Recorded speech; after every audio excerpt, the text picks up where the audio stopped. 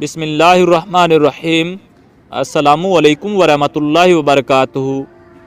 اسلامی لشکر کے ایک سپاہی ہیشم سے روایت ہے کہ جب وہ سفر سے واپس آیا تو اس کی بیوی کے ہاں 6 ماہ کی مدت میں بچے کی پیدائش ہو گئی تھی۔ ہیشم نے اس بچے کو اپنا بیٹا ماننے سے انکار کر دیا۔ آخر کار دونوں میاں بیوی حضرت عمر رضی اللہ تعالی عنہ کی خدمت میں حاضر ہوئے اور اپنا ماجرا ان کو بتایا۔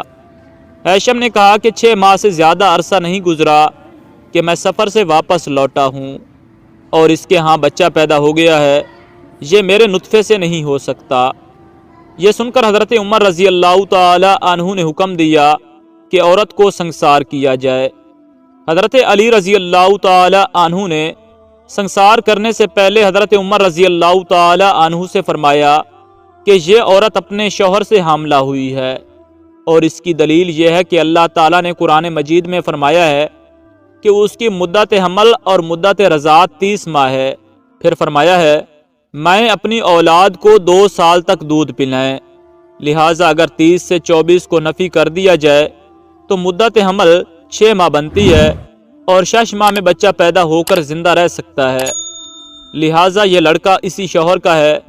چنانچہ حضرت عمر رضی اللہ تعالی عنہ نے عورت کو رہا کر دیا اور بچے کو باپ کے ساتھ ملا دیا اور اس فیصلے کی بھرپور تحسین فرمائی۔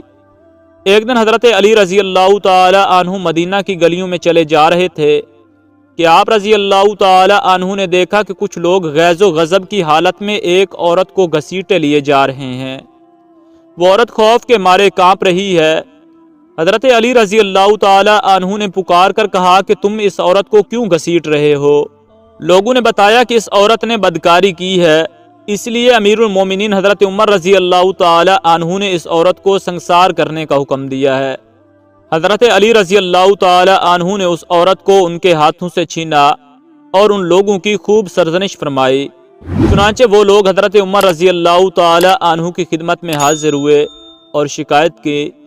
ان کی بات سن کر حضرت عمر رضی اللہ تعالی عنہ فرمانے لگے کہ حضرت علی رضی اللہ تعالی عنہ نے ضرور کسی بات کے معلوم ہونے پر ایسا کیا ہوگا، جاؤ ان کو میرے پاس بھیجو۔